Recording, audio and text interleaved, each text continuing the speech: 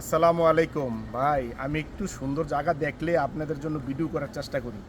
আমাদের বাংলাদেশে এই গর্জন বাগান দেখে আমি টেকনাফ, কক্সবাজার থেকে টেকনাফ যখন আসবেন শাপলা বাজারের কাছাকাছি আপনার এই এলজিআইডি রোডে শত বছরের গর্জন গাছ, শত বছরের গর্জন গাছ কথা বলছেন বাংলাদেশে যে আছে, এটা হলো ফরেস্টের অধীনে আছে এই গাছগুলি। তো আমি এই গাছগুলি দেখে, এই গর্জন গাছ দেখে আমি অবাক হয়ে গেছি।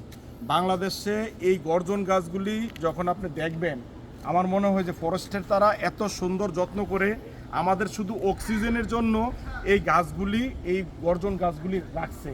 আমার মনে হয় দেখেন গর্জন গাছগুলি দেখলে একটা গাছ কত মোটা, এই গর্জন গাছগুলি সুন্দরভাবে আপনার ফরেস্টের অফিসাররা, ফরেস্টের লোকেরা সবভাবে এগুলো যত্ন করে রাখে। তো এগুলা আসলে এই শতবর্ষীর গাছগুলি দেখার জন্য মানুষ কিন্তু চলে আসে। আপনারা যখন আসবেন আমার মনে হয় আপনারা একটু উপভোগ করবেন এই গাছগুলি, এই ফরেস্টের এই গাছগুলি দেখবেন।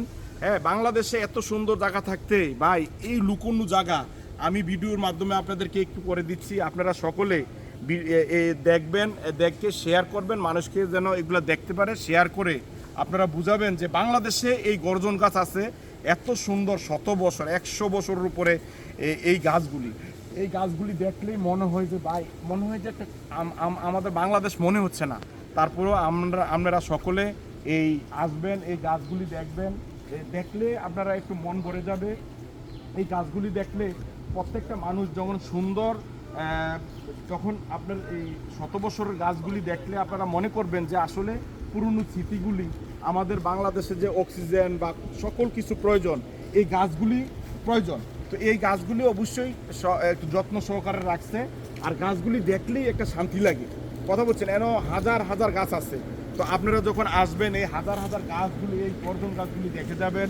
সব সময় আমি মনে করি আপনারা একটু ঘোরার জন্য এই গাছগুলি দেখবেন, ভাল লাগবে। প্রত্যেকটা দেখেন রোডের পাশে এই গাছগুলি কাটে নাই। তো গাছগুলি কাটে নাই, রুটকে প্রাধান্য দেয় না, এই গাছকে প্রাধান্য দিয়েছে। আপনি দেখতে পারবেন কয়েকটা গাছ আছে রোডের মাঝখানে। তো এই রুটটাকে প্রাধান্য না দিয়ে গাছটা প্রাধান্য দিচ্ছে। আবার বুঝেন যে এই গাছটা কত ঐতিহ্যবাহী। প্রত্যেকটা মানুষ যখন আসে টেকনাফ বন্যপ্রাণী, এই অঞ্চলটা হলো বন্যপ্রাণী আছে এখানে। আপনার এই গাছ দেখছেন, এই রোডের মাঝখানে এই গাছটা, এই শতবর্ষী গাছ, এগুলা কাটে নাই। শুধু আপনার এই সুন্দরের জন্য এই গাছগুলি কাটে নাই। তো আপনারা প্রত্যেকটা মানুষ আসবেন, ঘুরতে আসলে এই গাছগুলি, গর্জন গাছগুলি দেখে যাবেন। আপনারা একটু বিষয়টা হলো এনজয় করে, মনটাকে প্রশান্ত করে, গাছের যে সৌন্দর্য উপভোগ করে আপনারা আসবেন, ঘুরবেন, এই গাছগুলি দেখবেন।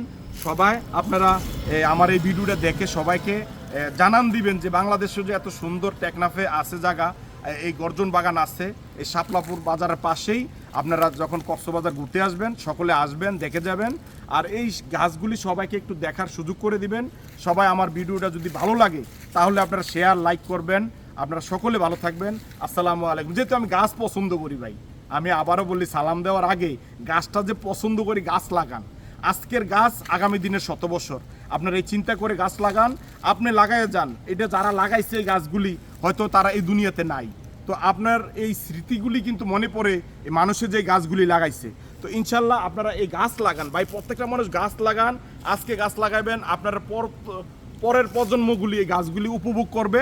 সবাই আমার এই ভিডিওটা দেখে ভালো রাখবেন, ভালো থাকবেন সবাই। আসসালামু আলাইকুম রহমতুল্লাহ।